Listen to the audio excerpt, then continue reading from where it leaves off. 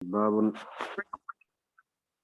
في الصلاة هل هو من فروضها أو من سننها. نماز کے اندر جو سلام کا حکم ہے وہ کیا ہے؟ کیا یہ نماز فرض ہے یا یہ سنت ہے یا کوئی اور حکم ہے اس کا؟ اس سلسلے میں امام طحاوی رحمہ اللہ نے دو مذاہب پیش کیے ہیں۔ ایک مذہب یہ ہے کہ سلام فرض ہے اور سلام کو چھوڑے بغیر نماز پورا نہیں کر سکتے، نماز کو چھوڑنے کے نتیجے میں نماز فاسد ہوگی، اس لیے سلام کو چھوڑنے کے نتیجے میں تو سلام کو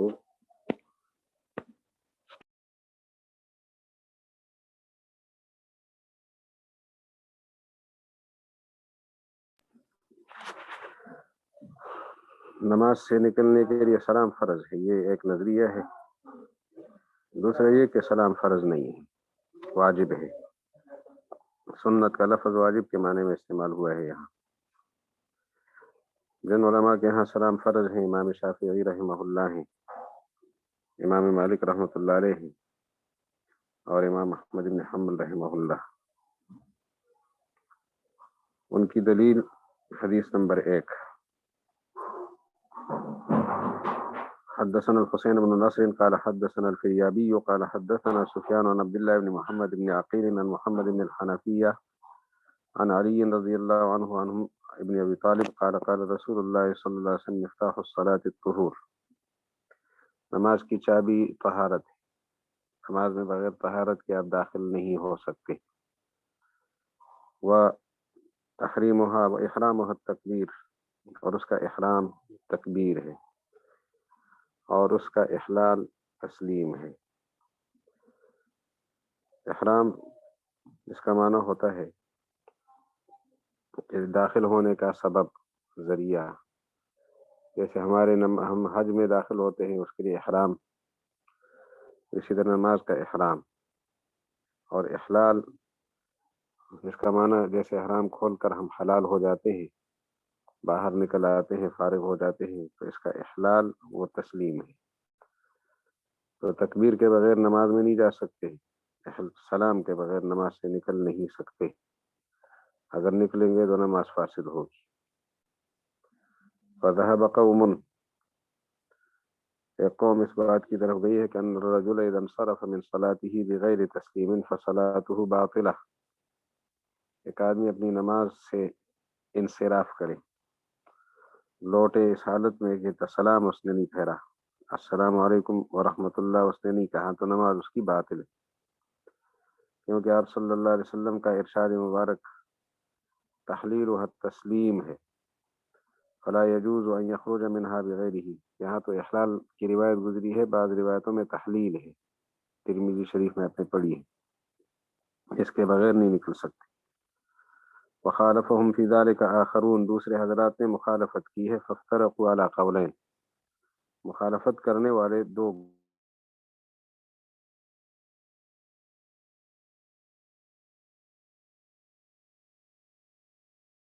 گروہ آپس میں تقسیم، وہ سمجھتا ہے فرض نہیں ہے، قاعدہ بھی فرض نہیں ہے، دوسرا گروہ کہتے ہیں قاعدہ تو فرض ہے، سلام فرض نہیں ہے۔ اس لیے حضرت امام طحاوی فرماتے ہیں فافترقوا علی قولین، دو قولوں میں وہ آپس میں بٹ گئے۔ پہلا قول فمنهم من قال اذا قعد على مقدار التشہد فقد تمت صلاته، ایک جماعت کہتی ہے کہ جب تشہد کی مقدار کوئی آدمی بیٹھ گیا تو اس کی نماز مکمل ہو گئی۔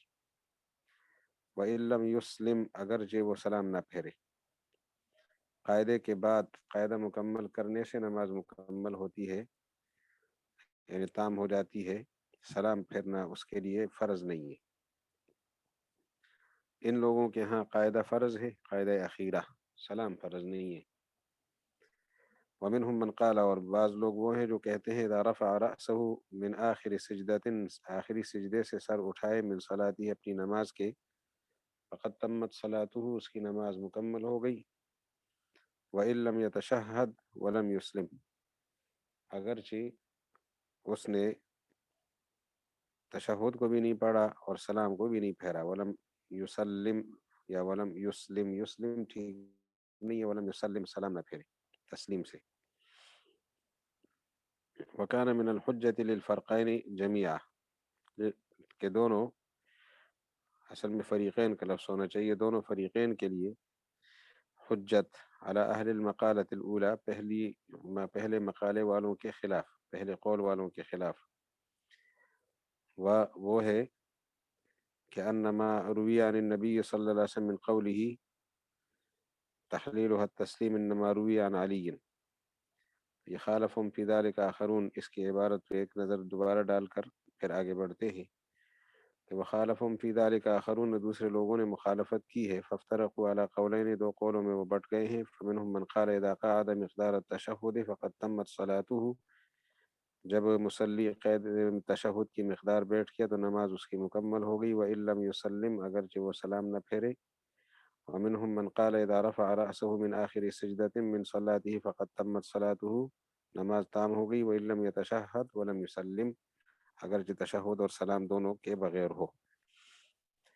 دونوں جماعتوں کے لیے یہ جو آخری دو جماعتیں ہیں جن کے ہاں سلام فرض نہیں ہے، دونوں کا اس پر اتفاق ہے کہ سلام فرض نہیں ہے، تو ان کے لیے دلیل پچھلی گروہ کے مقابلے میں، گزشتہ جماعت کے مقابلے میں یہ ہے کہ جو آپ نے دلیل پیش کی ہے وہ حضرت علی رضی اللہ عنہ کی روایت ہے. یعنی ان کی دلیل کا یہ قسم کا توڑ پیش کر رہے ہیں، اپنی دلیل بعد میں پیش کریں گے.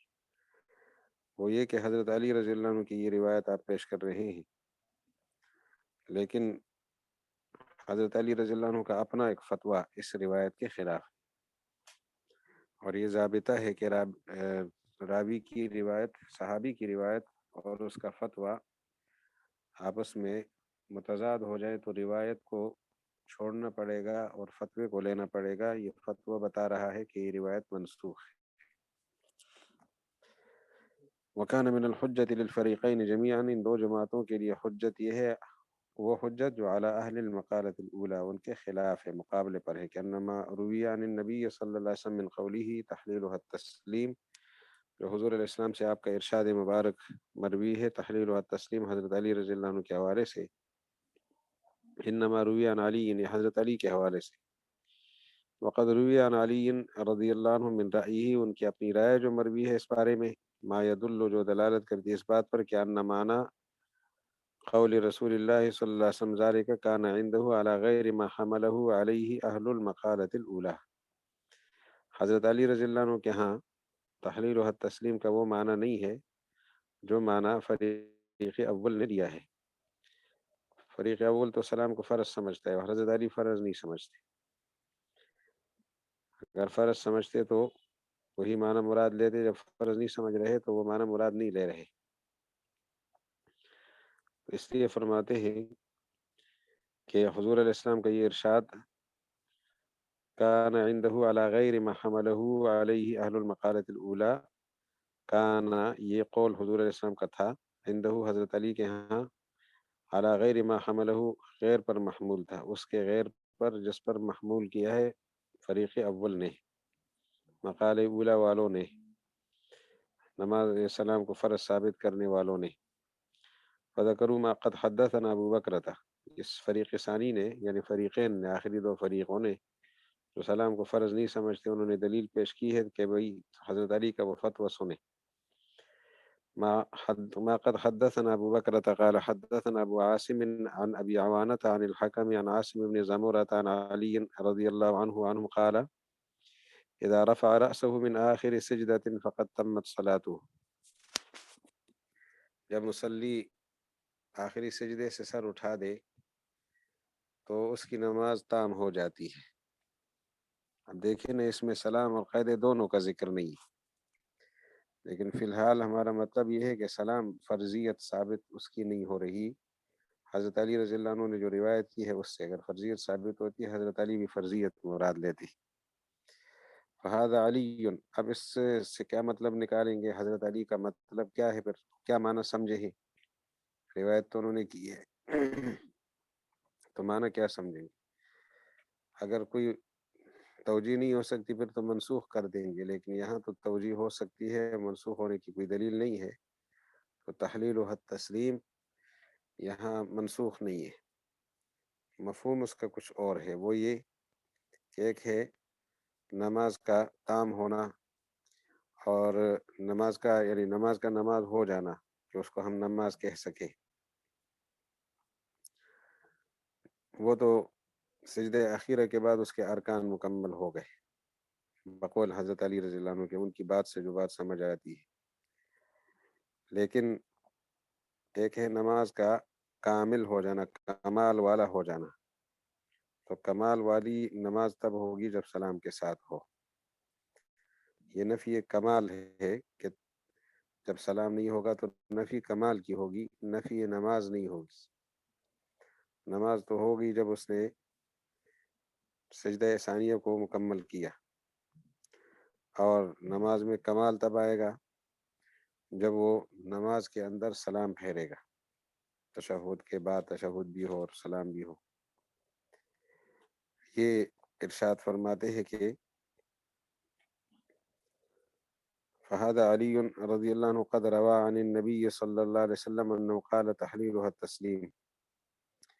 حضرت علی رضی اللہ عنہ نے روایت کی ہے نبی کریم صلی اللہ علیہ وسلم کے حوالے سے، ان سے ہی، انه قال تحلیلها التسلیم، کہ حضور علیہ السلام نے فرمایا نماز کی جو تحلیل ہے، یعنی جو چیزیں نماز کے اندر حرام ہو گئی تھی اب وہ حلال ہوں گی، وہ تحلیل نماز سے فراغت وہ سلام کے ذکر ہی سے ہوگا، سلام کریں گے تو تحلیل ہوگی۔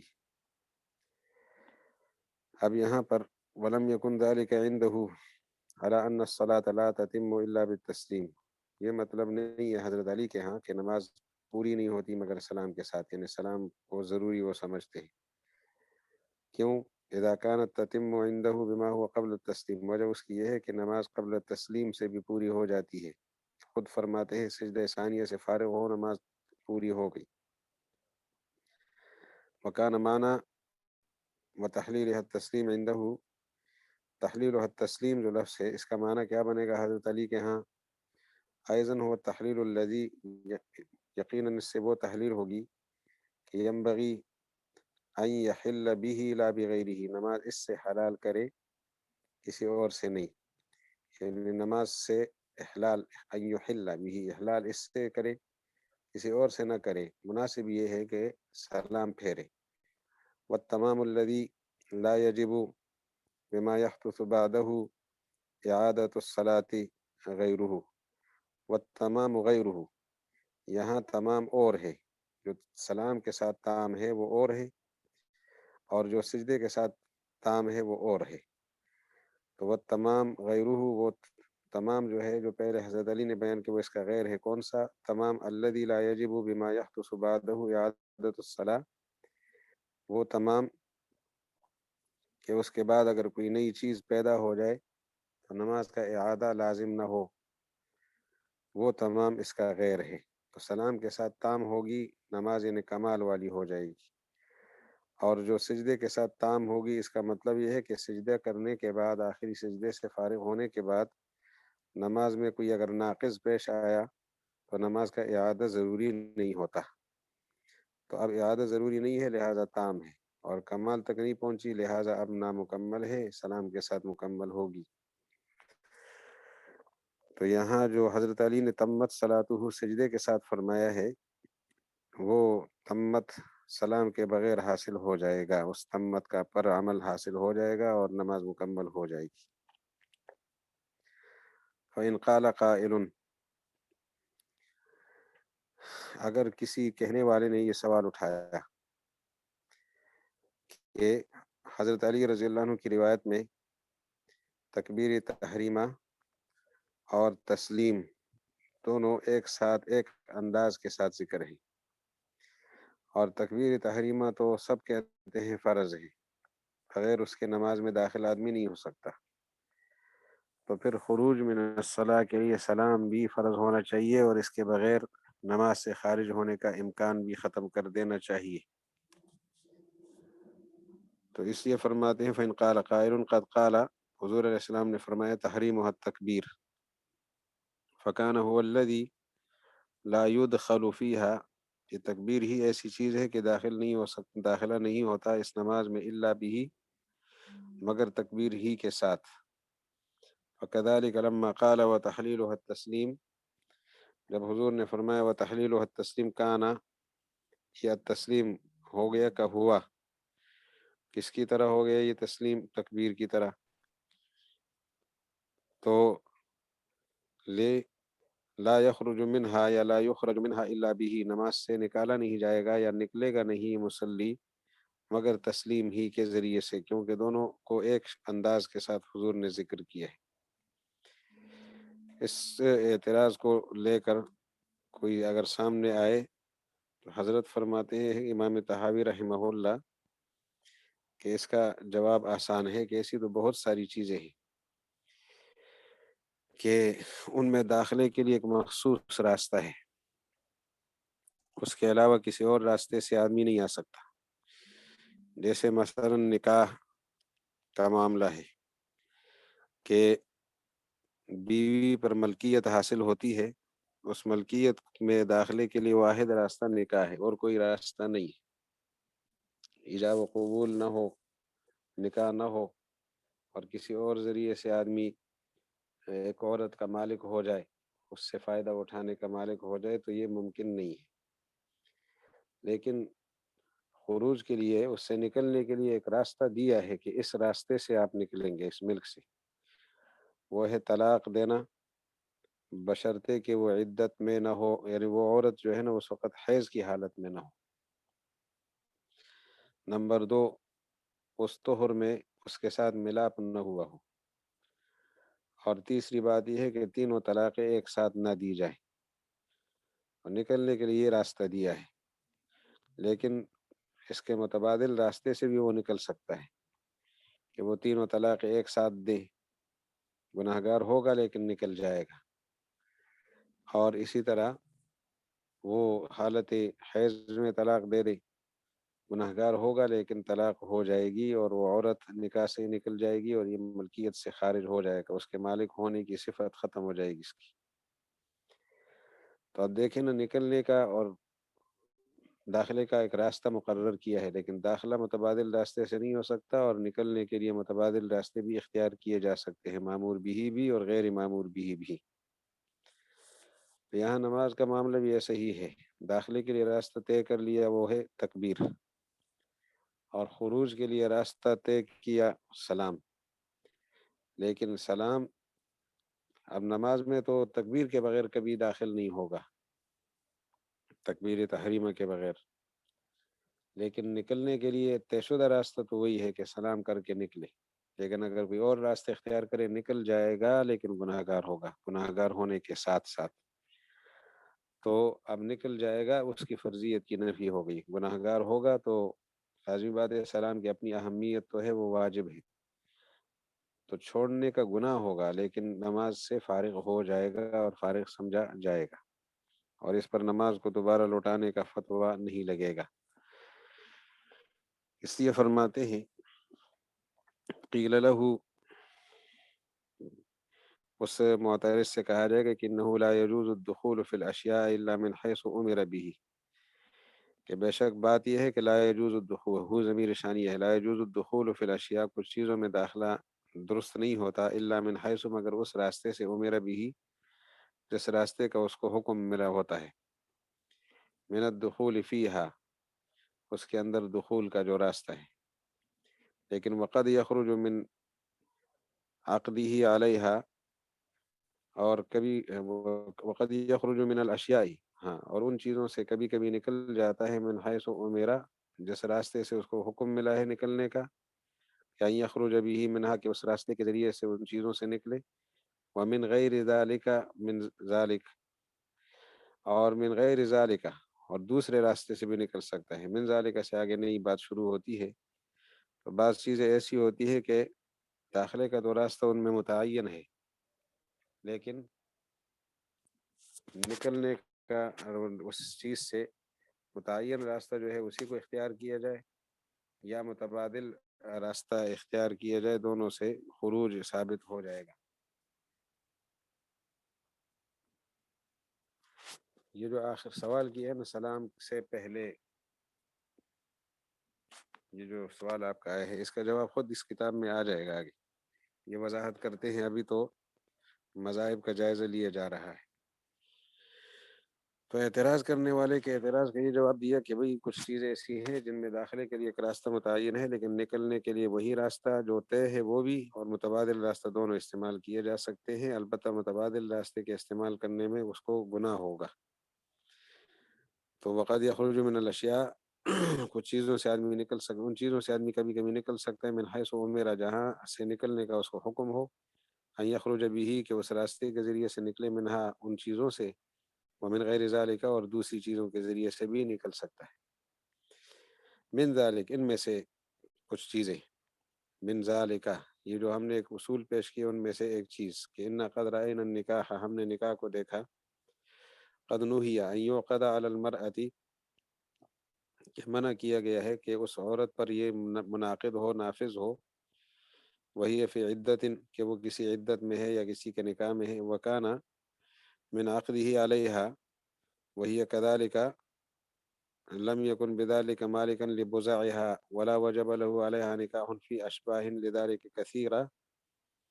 کہتے ہیں کہ وکانا من عقدہ علیہا، مرد کا عقد نکاح اس پر جو نافذ ہوگا وہ تو ایک ہی صورت میں ہے، وہی کذالک، کہ عورت ایسی ہی ہو، لم یکن بذلک مالکا، اور اس صورت میں یہ مالک نہیں بن سکے گا، لبزعها، اس کے بزع کا، ولا وجب له علیہ نکاح، اور نہ ثابت ہوگا اس مرد کے لیے اس پر نکاح، فی اشباہ لذالک کثیر، کہتے ہیں کثیرہ، اس کی تو بہت ساری اور مثالیں ہیں، یطول بذکر الکتاب، جن کو ذکر کرنے سے کتاب لمبی ہوگی.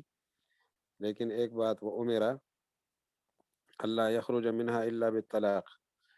اب اس طرح کی چیزیں جن میں بغیر مخصوص راستے کے داخل نہیں ہو سکتا، جیسے عورت کے مالک بننے کے لیے واحد راستہ نکاح ہے، لیکن اس کو یہ حکم دیا گیا ہے کہ اللہ یخرج منہا الا بالطلاق، ان چیزوں سے آپ نہیں نکل سکتے.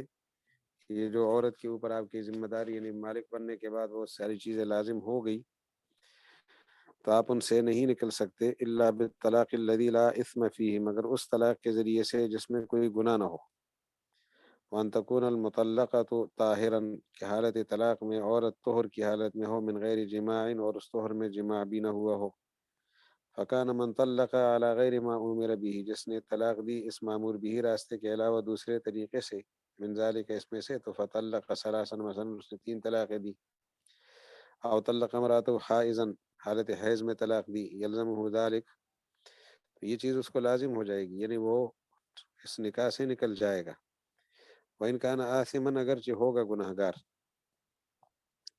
ويخرج بذلك الطلاق المنهي عنه من النکاح الصحیح، کہتے ہیں ويخرج بذلك الطلاق المنهي عنه، یہ جو طلاق ہے جس سے روکا گیا تھا، اس طلاق منہی عنہ کے ذریعے سے نکل جائے گا اس نکاح سے جو صحیح نکاح تھا. فكان قد بينت الأسباب التي تملك بها الأبزاع كيف هي، والأسباب التي تزول بها الأملاك عنها كيف هي، ونهوا عما خالف ذلك. کہتے ہیں کہ یہ بات تو پہلے واضح ہوگی، وہ اسباب بیان ہو چکے کہ جن کے ذریعے سے ابزاع، بزعت ان کی جمع، اس کا مالک بن چکا تھا. کیف ہی، وہ کون سے اسباب تھے؟ وہ ہے نکاح، ایجاب و قبول، اور وہ اسباب جن کے ذریعے سے املاک زائل ہوتے ہیں، عنہا، اس عورت سے. کیف ہی، وہ اسباب کون سے؟ تو ایک معمور بھی اسباب ہے. ونہو، کون سے اسباب ہے؟ یہ پہلے بیان ہو چکے ہیں. نکاح کے ذریعے سے آپ مالک بنیں گے، طلاق کے ذریعے سے، اور وہ بھی مسنون طریقے سے طلاق کے ذریعے سے آپ نکلیں گے. ونہو عما خالف ذلک، جو اس کے مخالف ہے اس سے روکے بھی گئے، جو اس سے مخالف ہے، یا شیئا منہ، یا کوئی اور ایک چیز اس میں سے مخالف ہے، اس سے باقاعدہ روکے گئے. لیکن فکانا من فعل ما نہی عنہ، جس سے روکا گیا ہے اور اس کا وہ ارتکاب کر لے، من ذالک، ان چیزوں میں سے، لیدخل به فی النکاح، تاکہ ان چیزوں کے ذریعے سے، یعنی جو مخالف راستہ ہے اس سے نکاح میں داخل ہو، تو لم يدخل به فیہ، اس دوسرے راستے سے، متبادل ذریعے سے اس نکاح میں داخل نہیں ہو سکے گا. لیکن وَإِذَا فَعَلَ شَيْئًا مِّنْهُ لِيَخْرُجَ بِهِ مِنَ النِّکَاح، اگر ان کاموں میں سے کوئی ایسا کام کرے جس سے نکاح سے نکلے، تو خرج به، اس عمل کی وجہ سے نکل جائے گا، منہ، اس نکاح سے.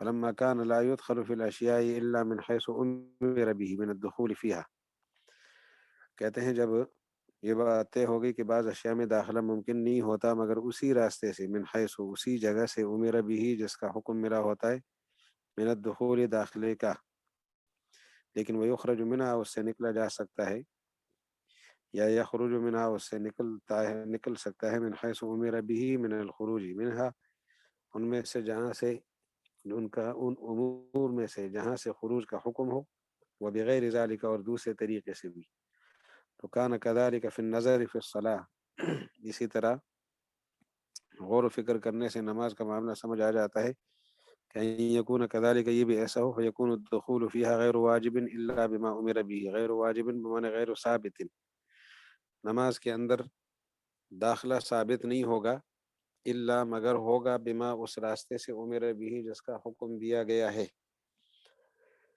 من الدخول فیہا نماز کے اندر دخول کا، ویکون الخروج منها بما امر به مما یخرج به منها ومن غیر ذلك، اور جو خروج ہوگا منہا اس نماز سے، بما امر به بھی ہوگا، بما امر به جس کے ساتھ جس کا حکم دیا گیا ہے نکلنے کے لیے، ومن غیر ذلك اور دوسرے طریقے سے بھی ہو سکے گا، لیکن دوسرے طریقے سے گناہگار ہوگا، نماز سے خارج ہو جائے گا۔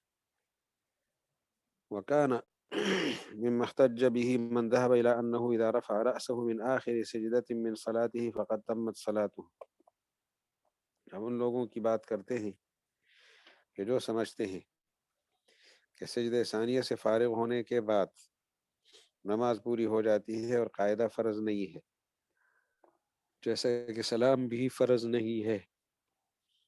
ان لوگوں کی دلیل کیا ہے؟ اپنی دلیل، اس دلیل کو یہاں پیش کر رہے ہیں حضرت امام طحاوی رحمہ اللہ، حضرت عبداللہ ابن عمر ابن العاص رضی اللہ تعالی عنہ کے حوالے سے، کہ جو شخص اپنی نماز کے آخری سجدے میں سے سر اٹھائے پھر اس کو حدث لاحق ہو جائے، بے وضو ہو جائے، وضو ٹوٹ جائے اس کا، کہ اس نے نماز پڑھی، آخری سجدہ کیا اور سجدہ سے سر اٹھانے کے بعد اس کا وضو نہیں رہا، تو اس کی نماز مکمل ہو گئی۔ یہ روایت امام طحاوی نے پیش کی ہے، اور یہ دلیل ہے ان لوگوں کی کہ قاعدہ بھی فرض نہیں ہے، فرض ہوتا تو وضو کرنا ضروری ہوتا اور نماز دوبارہ پڑھنی ضروری ہوتی، اور اسی طرح سلام بھی فرض نہیں ہے۔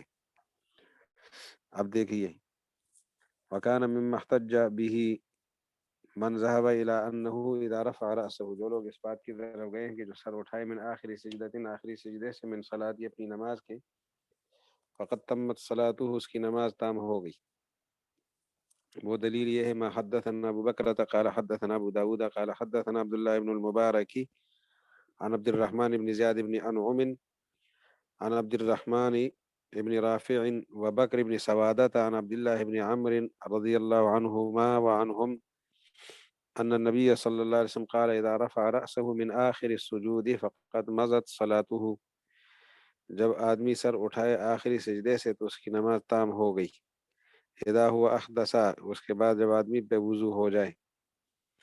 پھر اسی روایت کی عبداللہ ابن عمر رضی اللہ عنہ کی، عبداللہ ابن عمر ابن العاص رضی اللہ عنہ کی جو روایت ہے، اس کی دوسری سند، وما حدثنا یزید بن سنان ومحمد بن العباس بن الربيع اللؤلؤي قال حدثنا معاذ بن الحكم عن عبد الرحمن بن زياد فذكر مثله بإسناده، اسی طرح حدیث پیش کی جو اوپر گزری، سند بھی عبد الرحمن بن زیاد سے لے کر آخر تک وہی ہے۔ اگر کسی نے یہ دلیل جب پیش کی ہے تو اس کا بھی جواب ہے کہ بھئی قاعدہ اولا یہاں یعنی قاعدہ ثانیہ وہ فرض نہیں ہے، لیکن دوسری جماعت جو لوگ کہتی تھی، جو لوگ کہتے تھے اور جو جماعت کہتی تھی کہ سلام فرض نہیں ہے، ان کے آپس میں دو گروہ بنتے تھے۔ ایک گروہ یہ تھا کہ قاعدہ بھی فرض نہیں ہے، انہوں نے یہ دلیل پیش کی، دوسرا گروہ کہتا ہے کہ قاعدہ تو فرض ہے، صرف سلام فرض نہیں ہے، تو اس لیے آگے سے وہ جواب دیتے ہیں کہ قیل لهم ان هذا الحديث قد اختلف فيه رواه قوم هكذا ورواہ آخرون علی غیر ذلک، کہ بعض حضرات نے تو روایت کو اسی طرح پیش کیا عمر بن العاص رضی اللہ عنہ کے صاحبزادے کی روایت عبداللہ ابن عمر بن العاص رضی اللہ عنہ، ان کی روایت کو اسی ترتیب سے پیش کیا جیسے ابھی آپ نے دیکھ لی، لیکن کچھ حضرات نے اس کی مخالفت بھی کی ہے، پیش انہی سے کر رہے ہیں عبداللہ ابن عمر بن العاص رضی اللہ عنہ سے، لیکن روایت کے اندر فرق ہے، اسی روایت میں وہ دیکھ لیتے ہیں۔ قیل لهم ان هذا الحديث قد اختلف فيه، اس حدیث میں اختلاف واقع ہوا ہے، بعض نے اسی طرح روایت کی اور بعض نے دوسرے طریقے سے۔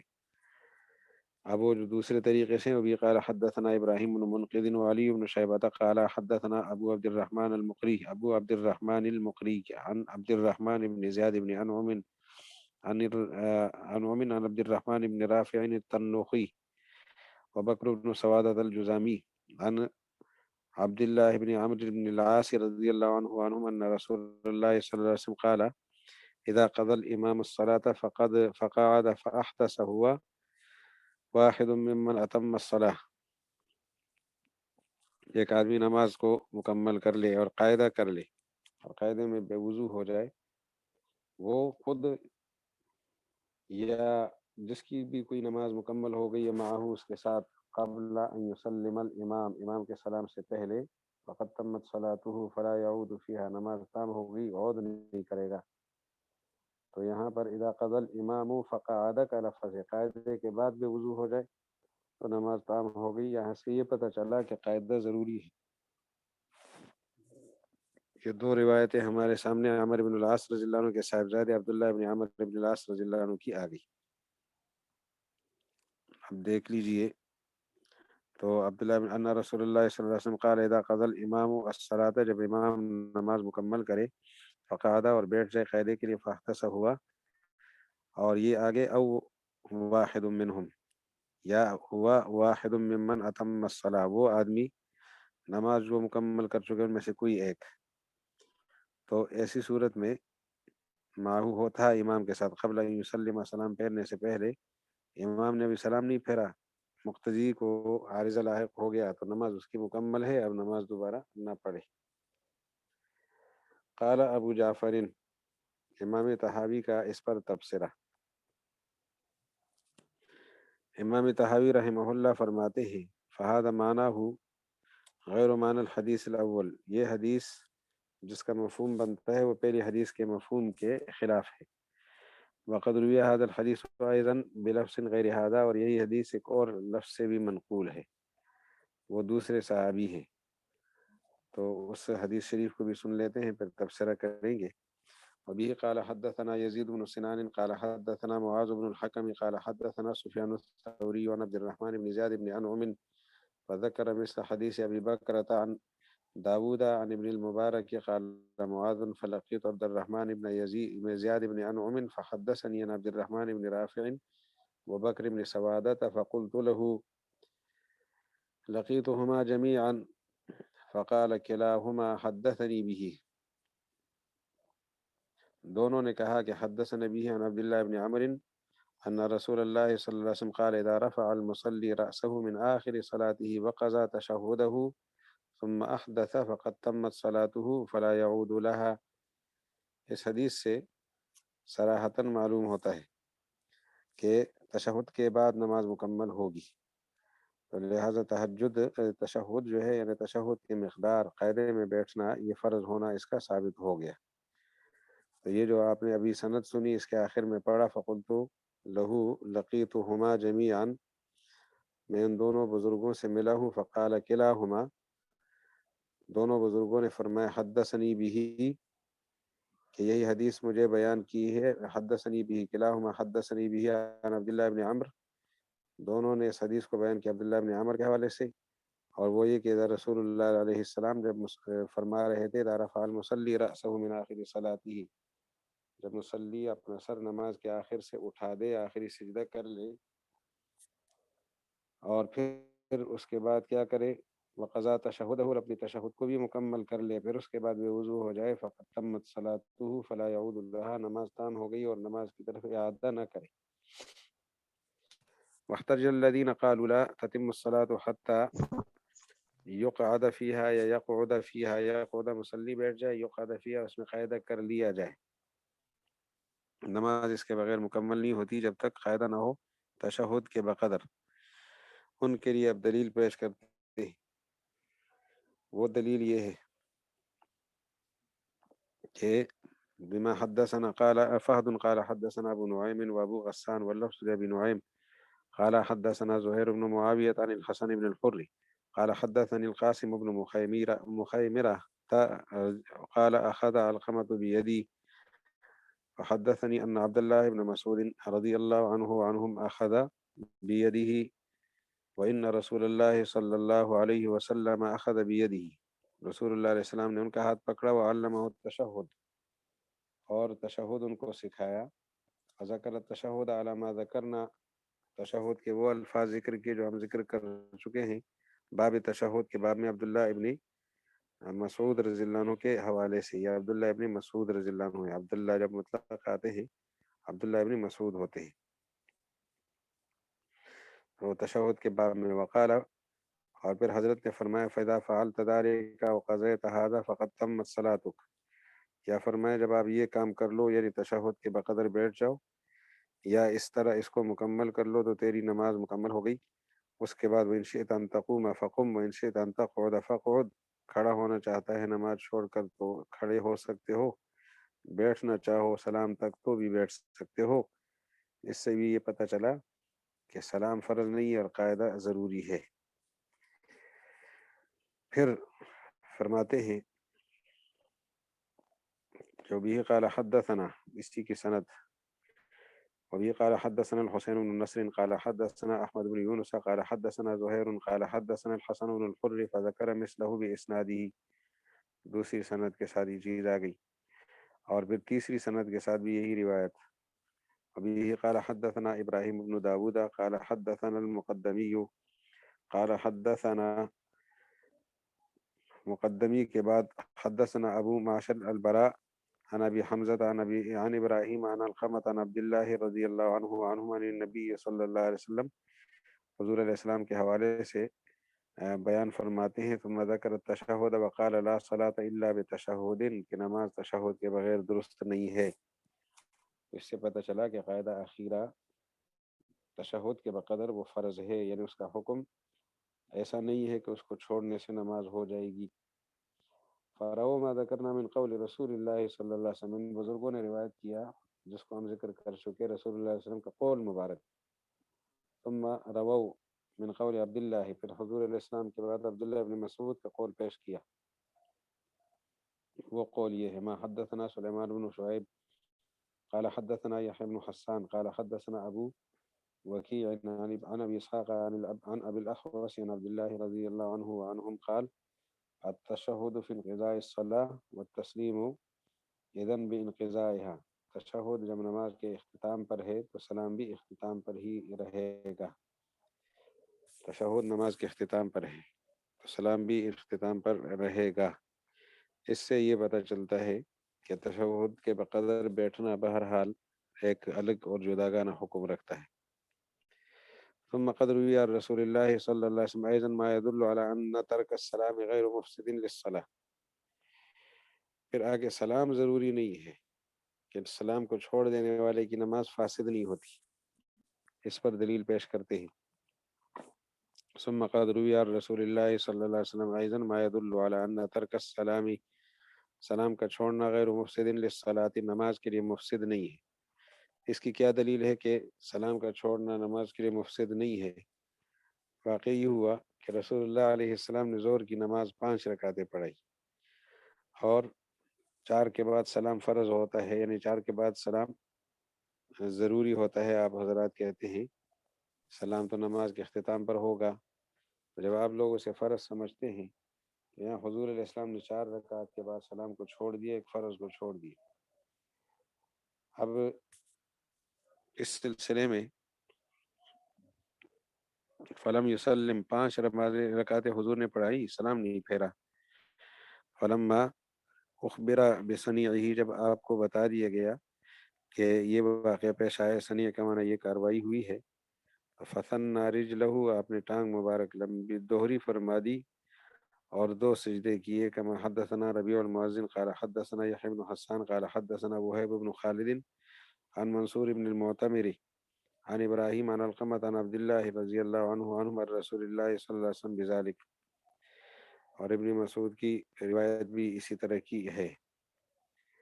پھر آگے دیکھیں ففی هذا الحدیث انه اذا ادخل فی الصلاة رکعتا، جب نماز میں ایک اضافی رکعت ملا دی من غیرہا، کسی اور سے، قبل السلام، سلام سے پہلے پہلے، اور فرماتے ہیں ولم یر ذلک مفسدا للصلاة ولا رآہ مفسدا لها اذن لأعادها.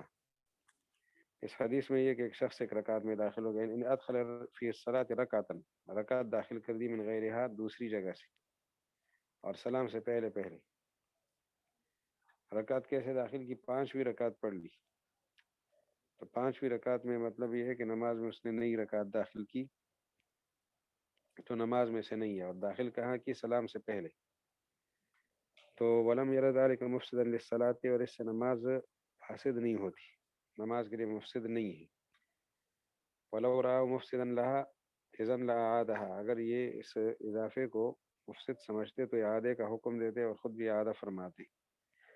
اب آپ صلی اللہ علیہ وسلم نے اعادہ نہیں کیا.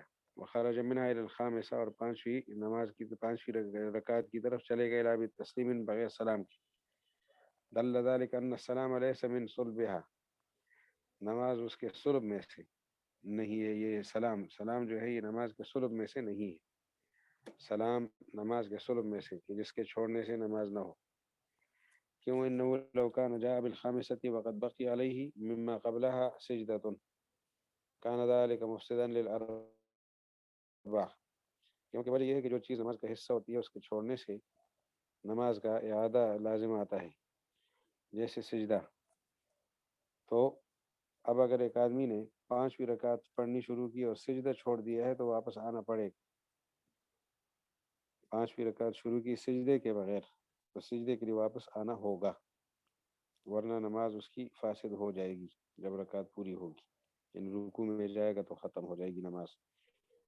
تو فرماتے ہیں اللہ تعالیٰ تو دیکھتا نہیں نور الغوکانہ جاء بالخامسۃ، اگر وہ پانچویں رکعت کو لے آیا یعنی پڑھنی اس نے شروع کی. فقط بقی علیہ مما قبلها سجدہ، اور اس سے پہلے کی ایک رکعت باقی ہے، سجدہ سے مراد رکعت. تو کان ذلک مفسدا للاربع، سجدہ اگر باقی ہے، سجدہ بھی اگر باقی ہے، رکعت پوری بے شک باقی نہیں ہے. پانچویں رکعت ملائی اور چوتھی رکعت کا آخری سجدہ باقی تھا تو یہ ساری نماز چلی گئی، کیونکہ لأنه خلطہن بما لیس منہن، نماز کے ساتھ ایسی چیز ملائی ہے جو نماز میں سے نہیں ہے. تو اسی طرح اگر سلام واجب ہوتا کوجوب سجود الصلاۃ، جیسے سجدہ صلاۃ واجب ہو، لازم ہو، لکان حکم ایضا کذالک، اس کا حکم بھی ایسے ہی ہوتا. ولکنہ بخلافہ، لیکن حکم اس کے خلاف ہے. فهو سنت، تو پتہ چلا کہ یہ سلام جو ہے یہ سنت بمعنی واجب ہے. وقد روی ایضا فی حدیث ابی سعید الخدری رضی اللہ عنہ، اسی طرح مروی ہے ابو سعید خدری رضی اللہ عنہ کی روایت میں کہ رسول اللہ علیہ السلام نے فرمایا اذا صلی احدکم فلم یدری، ایک آدمی تم میں سے نماز پڑھتا ہے اور اسے اندازہ نہیں لگتا ثلاثا صلی ام اربعا، تین رکعتیں پڑھی ہیں یا چار، تو فلیبنی علی الیقین، یقین پر کیا کرے جی؟ بنا کرے اور شک کو چھوڑ دے. فإن كانت صلاته نقضت فقد اتمها، اگر نماز اس کی پہلے سے تام تھی، اس کی نماز در حقیقت نقصان والی تھی، نقصت کم تھی. تین رکعتیں پڑھی یا چار، اسے یقین ہوا کہ میں نے تین پڑھی ہے تو ایک رکعت تو یقیناً تام ہوگی. اسے یقین ہوا کہ چار پڑھی ہے، یہ یقین اس کو ہوا کہ میں نے پڑھی ہے تو چار پڑھی ہے، اور آخر میں سجدہ سہو کر دیا اس نے. اب حقیقت میں اس نے تین پڑھی تھی اور چوتھی رکعت اس نے نہیں ملائی، پڑھی اس نے تین تھی، وہ سمجھا کہ چار پڑھی ہے تو چوتھی نہیں ملائی اور سجدہ سہو کیا. تو کہتے ہیں فقد اتمہا، اس کو اس نے مکمل کر لیا. اور یہ دونوں سجدے جو ہیں ان كانت صلاته نقصت فقد أتمها وكانت السجدتان ترغمان الشیطان. یہ جو دو سجدے آخر میں سہو کے کیے وہ شیطان کی ناک کو رگڑ دیں گے، خاک آلود کر دیں گے. ان كانت صلاته تامہ، اور اگر اس کی نماز پہلے سے تام ہو تو پھر کیا کرے کہ کانا ما زاد و سجدتان لہو نافلہ، جو اضافہ ہوا اور دو سجدے کیے وہ اس کے لیے نفل بنیں گی. تو صورتحال کو اس طرح سمجھ لیتے ہیں. آدمی نے نماز پڑھی، شک گزرا کہ 3 پڑھی ہے یا 4 پڑھی ہے. تو صورتیں 2 ہیں. اس نے پڑھی تھی 4 رکعت، وہ یقین ہو گیا اس کو کہ 3 پڑھی ہے، تو 1 رکعت ملا دے گا تو نماز مکمل ہو جائے گی. اب نماز اس نے پڑھی تو 4 ہے، یقین ہوا 3 کا، ایک اور اس نے 1 ملا دی تو 1 رکعت اضافی ہو گئی اور آخر میں 2 سجدے کیے، تو یہ اضافی رکعت اور 2 سجدے اس کے لیے نفل کے درجے میں ہو جائیں گے. نماز تو پہلے سے مکمل تھی. لیکن اگر اسے یہ شک ہوا کہ نماز تو میں نے 3 رکعت پڑھی ہے اور پڑھی 4 تھی،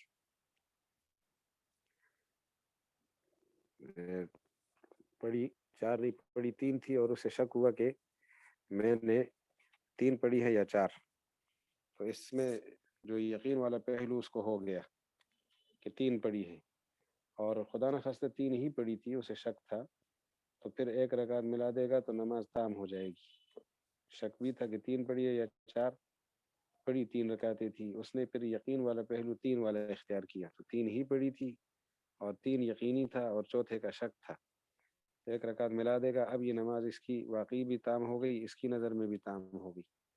اب جو سجدہ کیا اس سجدہ سہو نے شیطان کی ناک کو رگڑ دیا اور اس کی نماز جو ضائع کرنے کی اس کی کوشش تھی وہ ناکام ہوگی.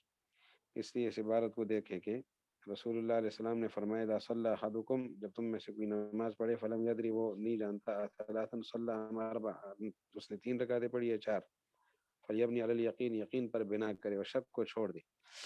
اب یقین ہوا کہ جی 3 رکعتیں پڑھی ہیں اور شک تھا 3 اور 4 کا. اب واقعی بھی 3 ہی پڑھی تھی اس نے. فإن كانت صلاته نقصت، اگر اس کی نماز ناقص ہوئی، جیسے اس نے 3 سمجھا 3 ہی تھی اور شک ہو رہا تھا 4 کا، فقد اتمھا، تو اس کو تام کر لے گا. وکانت السجدتان، اور اس کے بعد 1 رکعت پڑھنے کے بعد جو 2 سجدے ہوں گے وہ شیطان کو رگڑا دے دیں گے اور اس کو ذلیل کر دیں گے. وإن كانت صلاته تامہ، اور اس نے یقین کر لیا کہ میں نے رکعتیں 3 پڑھی اس نے 4 تھی پہلے سے ہی، تو اب نماز پہلے سے تام تھی، یقین اس کو 3 کا ہوا اور شک اس کو چوتھے میں تھا اور چوتھی پڑھ چکا تھا. اب بھی وہ اسی یقین پر بنا کرے گا، شک کو چھوڑ دے گا اور تیسری رکعت کے ساتھ چوتھی ملا دے گا. تو کان ما زاد، اب 1 رکعت اس کی بڑھ گئی اور 2 سجدے بھی آخر میں بڑھ گئے. تو اب جو اضافی کام کیا اور 2 سجدے بھی کیے سجدہ سہو کے، تو یہ اس کے لیے نفل بن جائے گی. فقد جعل رسول اللہ صلی اللہ علیہ وسلم الخامسۃ الزائدۃ والسجدتین اللتین للسہو تطوعا، 5ویں زائد رکعت اور 2 سجدے جو سہو کے ہیں ان کو نفل بنا دیا. ولم يجعل ما تقدم من الصلاة بذلك فاسدا، اور اس سے پہلی نماز کو اس کے ذریعے سے فاسد نہیں کیا، فاسد نہیں قرار دیا، کیونکہ اس نے سلام کو چھوڑ دیا تھا. تو سلام کو چھوڑنے کی وجہ سے، تو اگر وہ سلام فرض ہوتا تو اس کی نماز جو ہے وہ فاسد ہوتی. اس سے پتہ چلا کہ وہ فرض نہیں ہے. لیکن اگر سجدہ چھوڑ دیتا پھر تو مسئلہ اور ہوتا. وإن كان المصلي قد خرج منها إليه، اور اگر مصلی نکلا منها الیہ، اس حصے سے، یعنی 5ویں رکعت سے، الیہ اس نماز کی طرف، فثبت بذلك ان الصلاة تتم بغیر تسلیم، یعنی مصلی اگرچہ نکلا ہے منہا الیہ اس ما تقدم سے، فثبت بذلك، اس سے ثابت ہوا کہ ان الصلاة تتم بغیر تسلیم، کہ صلاۃ جو ہے بغیر سلام، نماز کے بغیر سلام کی نماز جو ہے وہ مکمل ہو جاتی ہے. وان التسلیم من سننها لا من صلبها، یہ سلام اس کی سنتوں میں سے ہے، یعنی واجبات میں سے ہے، اس کے صلب اور اس کے اندر داخل نہیں ہے، جس کو فرض کہتے ہیں. تو وقت پورا ہوا، یہاں سے انشاءاللہ کل کریں گے. اللہ تعالیٰ آسان فرمائے.